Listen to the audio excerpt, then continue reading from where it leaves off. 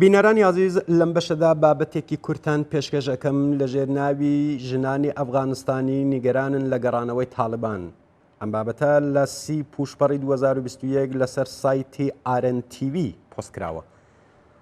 ماوەیەکە هاوکار لەگەڵ کشانەوەی هێزەکانی ناتۆ لە ئەفغانستان چەکدارانی تاالبان وەک ئەوەی بڵێ چرای کەسکیان لە ناتۆ وەرگرت بێت لە زۆربەی شوێنەکانی ئەو وڵاتە پێشڕەویان کردووە و دەستیان بەسەر چەندین ناوچەدا گرتووە. پێشەوەکانی ئەو گروپە ئیسلامگەرا توند ئاژۆیان نیگەرانی زۆری خەڵکو بە تایبەت ژنانی ئەفغانستانی لێکەوتوتەوە. ئاژانسی هەواڵی ژن لەبارەی ڕەوشی ئێستای ئەفغانستان و بە تایبەت ڕەوشی ژنان لەگەڵ مەحمودە ئەفغان چالاکوانی ژنی ئەفغانستانی قسەی کردووە.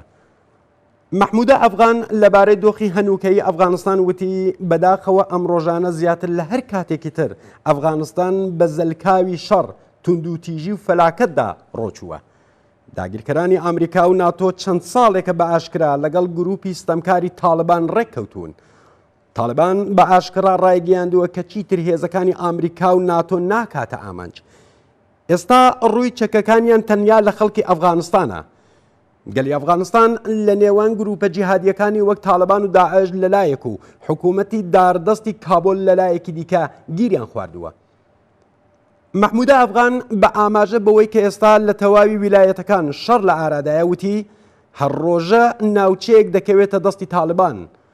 لەو شوێنانەی داگیریان کردووە بە خراپترین شێوە هەڵسوکەوت لەگەڵ خەڵکی سڤیل دەکەن. ژنان بە بەرچاوی خەڵکەوە تیرباران دەکەن.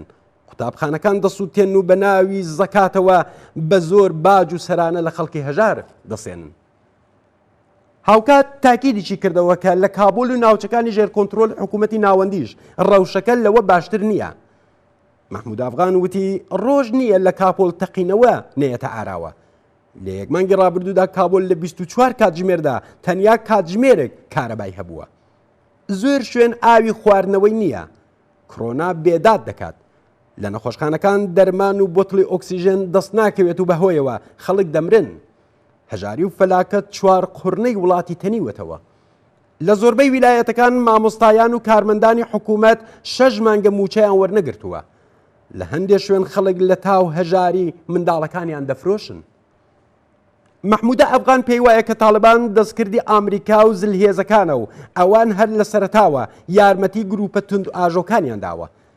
مەحمودە ئەفغان ساڵانی 1970 بەبیرهێنایەوە وتی ئەمریکا ئەو کاتە بۆ شەڕ لە دژی شۆڕەوی پشتگیری گروپە جیهادیە مەترسیدارەکانی دەکرد.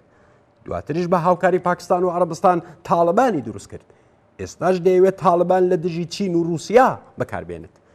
لە ڕاستیدا ئەو گروپە جیهادیانە هەمویان پەروەردەی دەستی ئەمریکان.